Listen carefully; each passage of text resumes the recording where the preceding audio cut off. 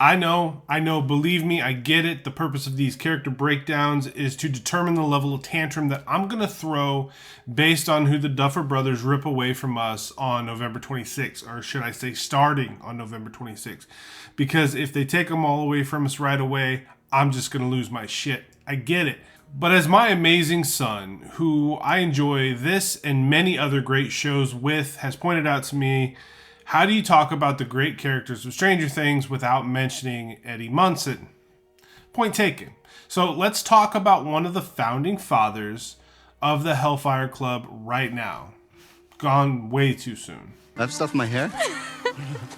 You don't remember me? So Eddie Munson is believed to have been born in 1966, which I believe would have made him 20 by the time we meet him in season 4. Now, although we know his mother and father as Alan and Elizabeth, I believe we only actually meet his uncle Wayne in the show because Eddie lives with him in the trailer park adjacent to the unit that Max Mayfield and her mother now stay in. Now, living in a small town and being even the slightest bit unique, it paints a massive target on your back. And the thing about Eddie, though, he really sort of embraces it. He leans into it. They have low expectations for him, so he's not going to have to do that much. He's not going to give them that much. He's going to live his life the best he can. And if you don't like him, to hell with you. You know, I'm a stubborn guy. I really am. And when I get used to something or when I become loyal to characters, I don't like tinkering with what works.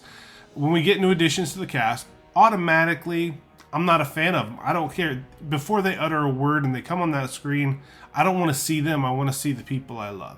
Now, as awesome as Robin ended up being, I didn't feel like we needed her when we got her. So when Eddie Munson pops up with this ragtag high school crew of D&D nerds, didn't think much of the guy. But over the course of season 4, though, and mostly when I started to see how fond Dustin was growing of him, I enjoyed him being part of the group, you know. Plus, he played in a band that he named Corroded Coffin. And that, ladies and gents, is 80s hair glory at its finest. Like we mentioned before, this is one of those situations where the kid that the town shuns sort of leans into those expectations, you know. He's okay with being the drug dealer in town because, one, he needs money, and two, who's he going to let down? You know, are people actually going to think less of him? Highly unlikely. I mean, think about Corey Cunningham from Halloween Ends. He's a normal, average guy when we first meet him at the beginning of that movie. Then the town is convinced he's a monster based on what happens to Jeremy on Halloween night in that house when he's fallen 3 stories inside and dies. And eventually, Corey Cunningham becomes the monster that the whole town believes him to be anyways.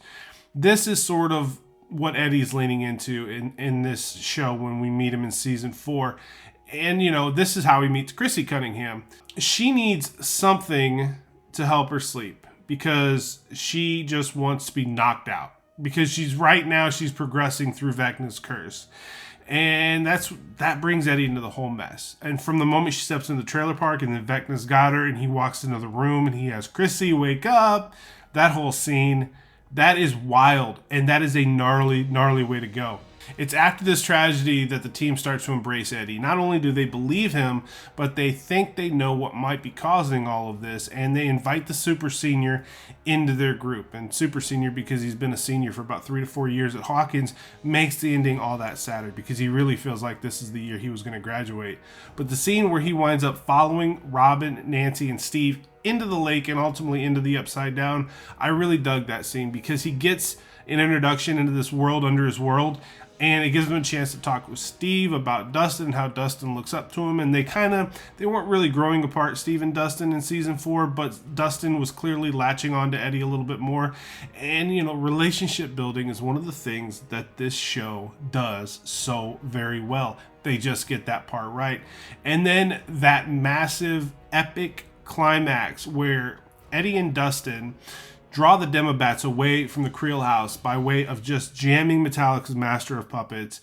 One of my favorite parts of this entire show by far. It gives this new guy who had considered himself a coward for the most part, for not doing more for Chrissy at the time, it gives him a hero arc, and it just rips your heart out with what happens and how things unfold all at the very same time. So now in just one season, Eddie Munson made quite the impression on all of us. And I really enjoyed the character. Also, there's been a lot of talk from people about him possibly coming back in season 5. I don't know how they would work that, because the thing that they do here is they're reluctant to kill people that we love off of this show. They just don't do it very often. I really don't see them bringing somebody back. I mean, maybe in a flashback, or maybe Vecna uses him in a way to trick Dustin at a pivotal point in the show. Not really sure, but he deserves an honorable mention in this discussion about the characters from Hawkins, Indiana, and in the Stranger Things world as a whole that we hold dear. And Eddie Munson was just one of those really good ones. There is no shame in running. Don't try to be heroes. Not today, okay?